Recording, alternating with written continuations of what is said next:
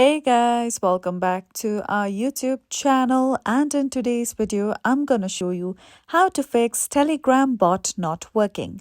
So first of all, launch Telegram app on your mobile device. Now simply go to the settings menu on your Telegram account. From there, go to data and storage. Okay, here we go. From there, tap on storage usage on top. Now over here, tap on the option of clear entire cache. Now tap on Clear Entire Cache again. Now you will be able to clear cache from your Telegram app and account. Now all you have to do is go back, close the app and relaunch the app again. So let's close the Telegram app. Then if you relaunch the app again, your problem will be fixed. So follow these simple steps and you will be able to fix your issue. And this is it for today. At last, don't forget to subscribe to our channel.